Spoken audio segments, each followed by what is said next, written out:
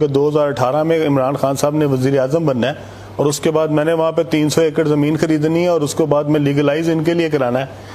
تو بہت ہی میرا اس کا مطلب ہے میرا ویژن کو بہت ہی دور کا ہے کہ میں 8 سال 10 سال پہلے ہی مجھے پتہ لگ گیا تھا کہ یہاں پہ 300 ایکڑ زمین خریدوں گا اور اس دن عمران خان وزیر اعظم ہوں گے جن سے میں یہ جا کے لیگلائز کرواؤں گا.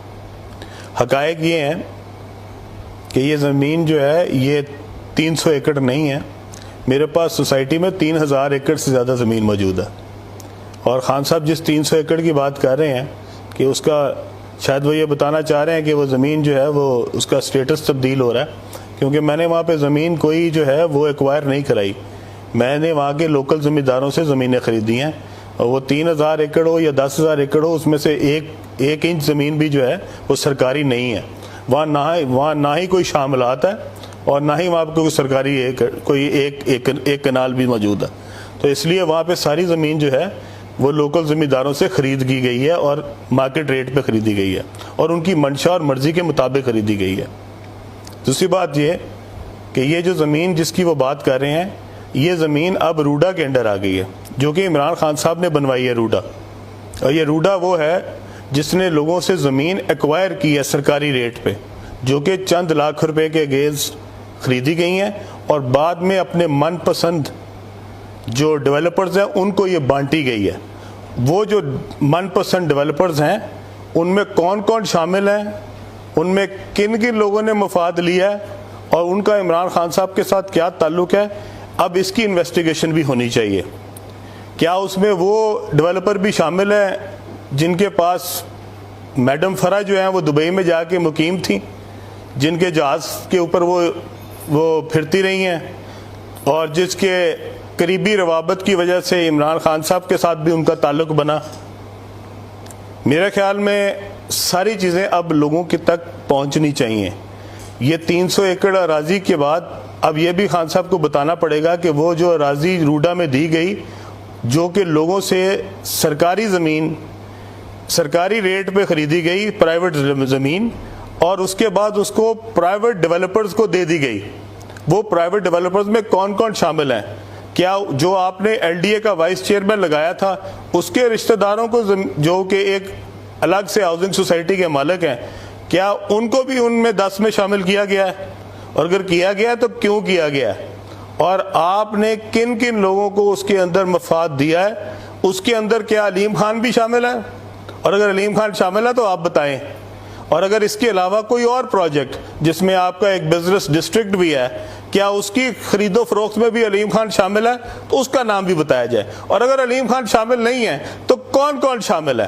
آپ نے جو پروجیکٹ بنائے جو بڑی عوام کی فلاح کے لیے تھے جس میں سے سرکاری ریٹ پہ اونے پونے لوگوں سے زمین ایکوائر کی گئی, وہ زمین کیوں ایکوائر کی گئی, ان لوگوں سے مارکیٹ ریٹ پہ کیوں نہیں خریدی گئی, اور وہ مارکیٹ ریٹ پہ خرید کے آپ نے اس کے اوپر شاپنگ مالز بنائے, آپ نے اس کے اوپر پلازے بنائے, آپ نے اس کے اوپر گولف کورسز بنائے.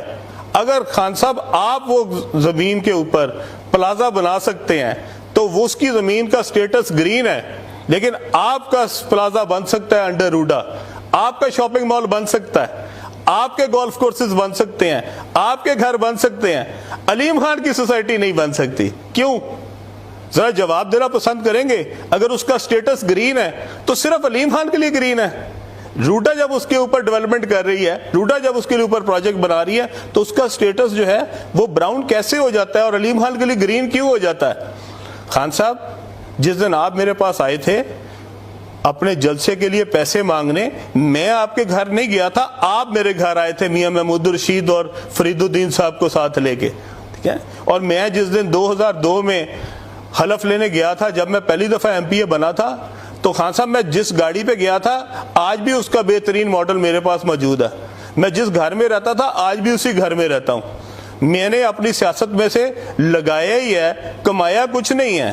اور اگر آپ سے زیادہ اس کو کون جانتا ہوگا کہ جس دن پی ٹی آئی پہ برا وقت آیا, جس دن کوئی مشکل دن آیا, اس دن سب سے پہلے کون آپ کے پاس آیا, اور پی ٹی آئی کے ایک ایک جلسے سے لے کے ایک ایک دھرنے سے لے کے ہر مشکل وقت میں آپ کے لیے کیا میں اس لیے کھڑا تھا کیونکہ 2018 کے بعد آپ نے ایک دن وزیر اعظم بننا تھا اور میں نے اس میں سے 300 ایکڑ کنال زمین جو ہے 300 ایکڑ اراضی جو ہے وہ آپ سے میں نے اس کا سٹیٹس تبدیل کرانا تھا.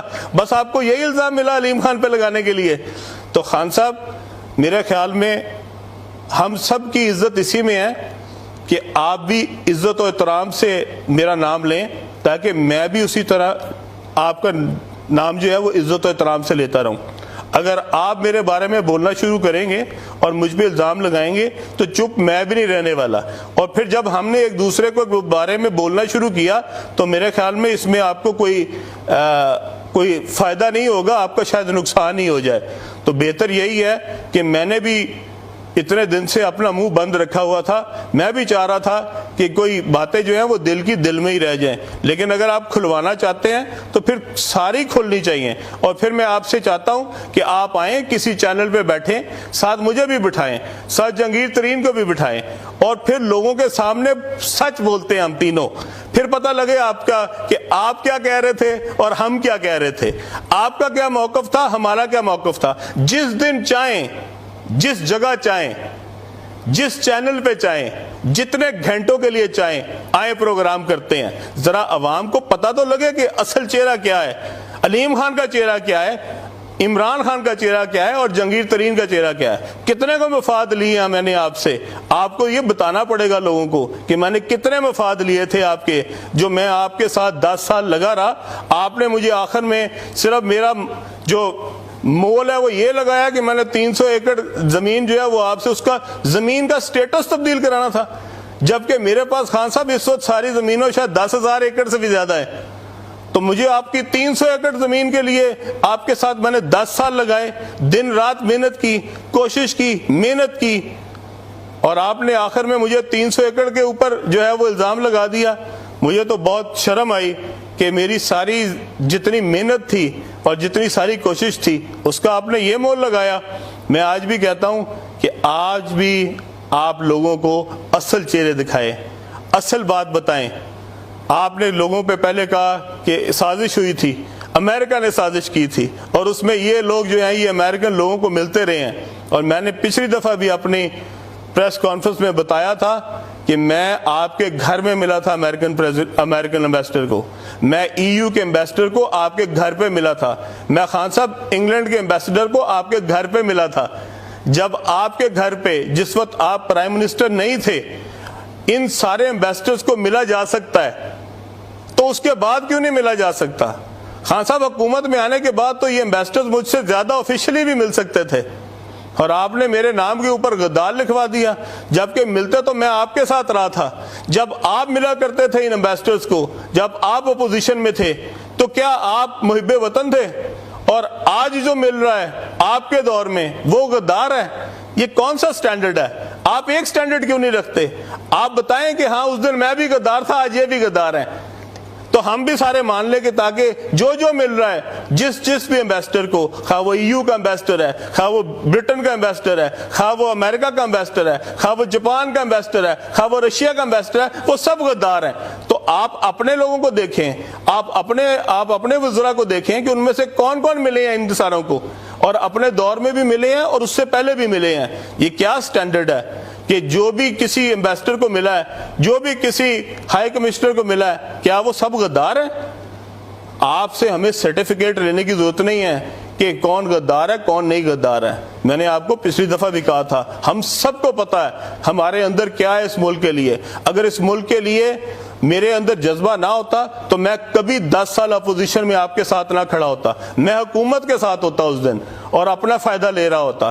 آپ کے وہ تمام جو آپ کے کلوز ترین ڈیولپرز تھے وہ ہمیشہ حکومت کے ساتھ کھڑے ہوئے ہیں. خان صاحب یہ وہی لوگ ہیں جو آپ کے جلسے میں, جب ہم نے آپ کے جلسے کے لیے 2 منٹ کے لیے مانگی تھی جگہ کہ ہمیں صرف آپ کا ہیلی کاپٹر اتارنے دے, تو آگے سے اسی ڈیولپر نے جس کو آپ نے بعد میں بہت نوازا مجھے جواب دیا تھا کہ علیم خان میں کاروباری آدمی ہوں, میں علیم خان نہیں ہوں.